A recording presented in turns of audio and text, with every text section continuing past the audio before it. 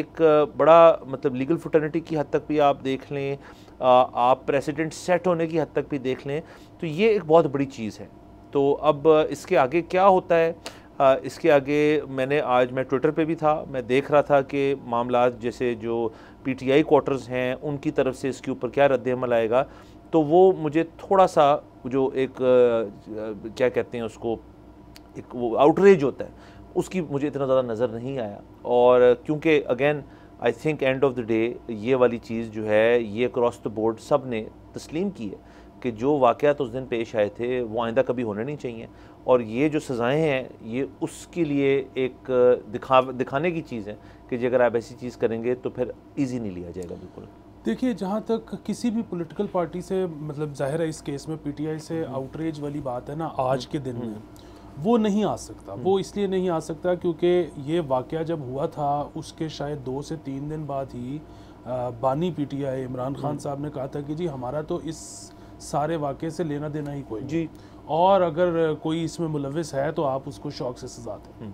अच्छा, और इसलिए भी मैं जो है ना, मैं आपको एक बात बताऊं कि मैं बड़ा दुखी हूँ आज, ठीक है। और मतलब वो ठीक है कि कुछ लोग कहेंगे कि जस्टिस इज सर्व्ड, लेकिन बात ये है कि ये जो है कई इनमें से लोग जो हैं ये यंग लोग हैं, इनको पता ही नहीं है कि महरक़ात क्या होते हैं, इनको अंदाज़ा ही नहीं है कि पब्लिक प्रॉपर्टी को या किसी भी चीज़ को जलाने तोड़ने का क्या नताइज निकल सकते हैं। और सबसे बड़ी चीज़ ये कि पॉलिटिकल पार्टी के लिए आप अगर किसी के लिए ये कर रहे हो तो वो तो कभी भी आपका जो है हाथ छोड़ के साइड पे खड़े हो जाएंगे, वो आपके साथ आपका साथ नहीं देंगे। पीटीआई तो खास तौर पे हमने देखा बड़ी दफ़ा हुआ है। बिल्कुल। तो बुनियादी बात ये है कि अपना पूरा फ्यूचर दाव पे लगा देना, अपनी पूरी ज़िंदगी दाव पे लगा देना। और ये मैं आपको एक बात बताऊँ, ये पूरे खित्ते का यही मामला है। मतलब अभी बांग्लादेश में जो है वो एक सो कॉल्ड इनकलाब आया है कुछ अर्से पहले, और अगेन बड़ा दुनिया खुश थी, बांग्लादेश के अपने लोग बड़े खुश थे कि देखें स्टूडेंट्स जो है ना वो चढ़ दौड़े हैं और स्टूडेंट्स ने कुछ करवा दिया है और स्टूडेंट्स ने हुकूमत गिरवा दी है।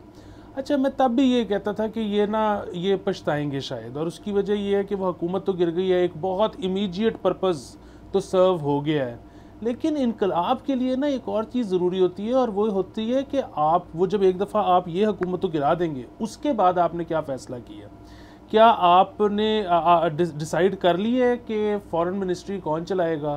क्या आपको पता है कि आपके फाइनेंस की कमेटी में कौन कौन होगा? ये सारी चीज़ें आपको नहीं पता। आप बस एक हल्लाशेरी, एक वो जो है ना जज्बात की रौ में आप बहते हुए निकल गए हो।